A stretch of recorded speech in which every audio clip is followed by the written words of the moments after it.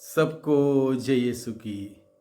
Sunday password to the word इस शीर्षक के अंतर्गत प्रति इतवार के पूजन पद्धति में भाग लेते हुए प्रभु का जीवंत वचनों को सुनकर उन वचनों के अनुसार जीवन बिताने की कृपा, शक्ति, सामर्थ्य, अनुग्रह मांगते हुए एक सुंदर आदर्श क्रिस्तीय जीवन बिताने की विशेष कृपा मांगने के लिए मैं आप सभी लोगों का हार्दिक स्वागत करता हूं।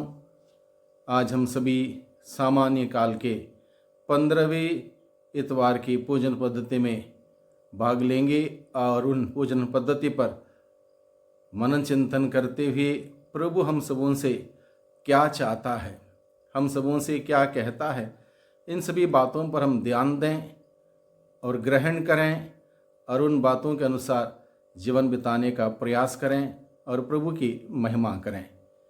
आज का संदेश है, क्या मेरा दिल रूपी जमीन किस प्रकार की है?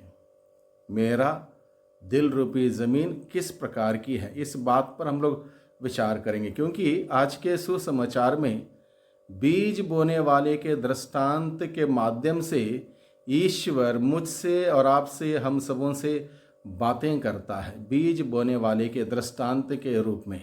इसलिए ये बीज बोने वाला स्वयं ईश्वर अपने वचन रूपी बीज बोता है और 4 प्रकार की ज़मीन के बारे में बताया है। एक रास्ते के किनारे की, एक पथरीली भूमि, एक खांटीली भूमि और एक अच्छी भूमि। 4 प्रकार की भूमि पर बीज बोने वाले ने बोया और वहाँ से केवल जो बीज अच्छी भूमि पर गिरे वहीं से फल आया। और इसलिए आज के दिन में इन बातों पर हम लोग मनन चिंतन करें कि मैं किस प्रकार की ज़मीन हूँ, किस प्रकार की भूमि हूँ। क्या अच्छी भूमि हूँ, पथरीली भूमि हूँ, खांटीली भूमि हूँ या रास्ते के किनारे जैसे? और हमें पता है जो बीज खांटीली, पथरीली या रास्ते के किनारे गिरे वहाँ से फल नहीं आए, यानी कि हमारा जीवन भी अगर इस प्रकार का है तो वहाँ पर फल नहीं आएगा। फल आने के लिए उस भूमि को अच्छी बनाना है, उनमें से जो कांटे हैं निकालने हैं, पत्थर हैं निकालने हैं, रास्ते के किनारे के बांधे की गंदगी है उसको निकालना है, अच्छी भूमि बनाना है, तभी जाके वहाँ पर फल आएगा। इसलिए आज के इन वचनों पर हम लोग मनन चिंतन करें।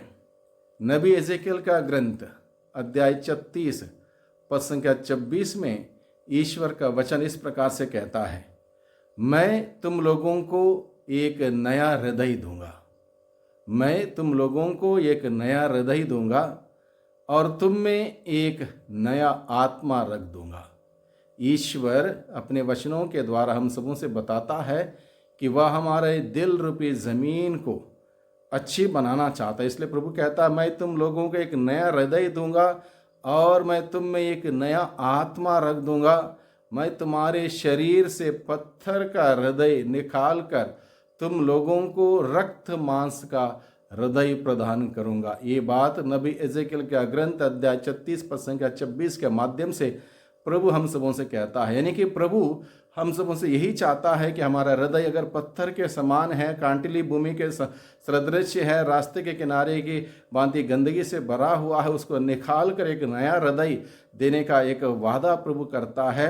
और प्रभु इस बात से उम्मीद करता है कि एक नया हृदय, नया स्वभाव, नया मनोभाव अगर हम धारण करेंगे, निश्चित रूप से हम सभी फलदायी बने रहेंगे। यही प्रभु की एक इच्छा है। और हम सबों को पता है जो बीज अच्छी भूमि में गिरता है वही फल लाता, बाकी कहीं से भी फल नहीं आता। इसलिए हमारी दिल रूपी, हमारे जीवन रूपी इस ज़मीन को, इस भूमि को अच्छी बनाने के लिए प्रभु हमें आज के दिन में बुलाता है।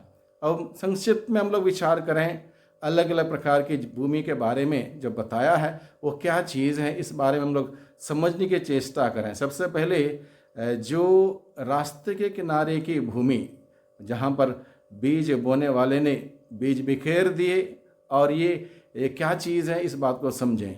रास्ते के किनारे की ज़मीन, ये वे लोग हैं जो यीशु वचन को सुनते तो हैं लेकिन समझते नहीं हैं, समझने का प्रयास भी नहीं करते, उसको ग्रहण करने का प्रयास भी नहीं करते, प्रार्थना नहीं करते, बुरी आदतों के वजह से और मीडिया में और अन्य बातों में व्यस्त रहने की वजह से वो वचन रूपी बीज उनके जीवन में क्रियाशील नहीं होता, फल नहीं आता।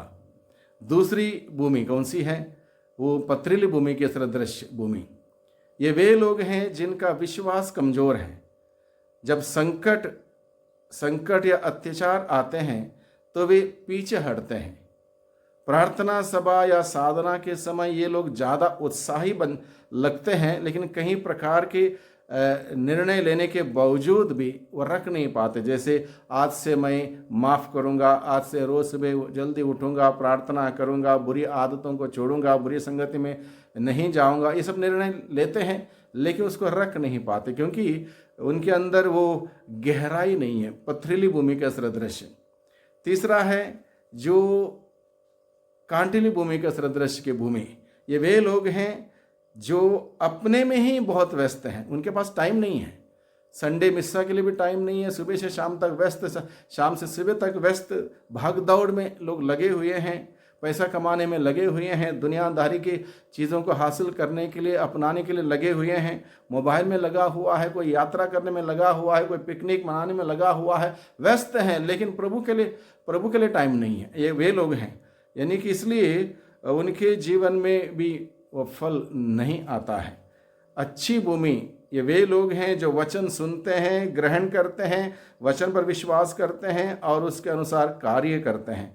वे प्रेम से रहते हैं, ईमानदारी से काम करते हैं, गरीबों की मदद करते हैं, खुशी से रहते हैं और आनंद मनाते हैं, पवित्र आत्मा के अधीन होकर, संचालित होकर जीवन बिताते हैं। ये वे लोग हैं जिनके जीवन में फल आता है। और ऐसे जीवन व्यतीत करने के लिए आज की पूजन पद्धति हम सबों को बुलाती है।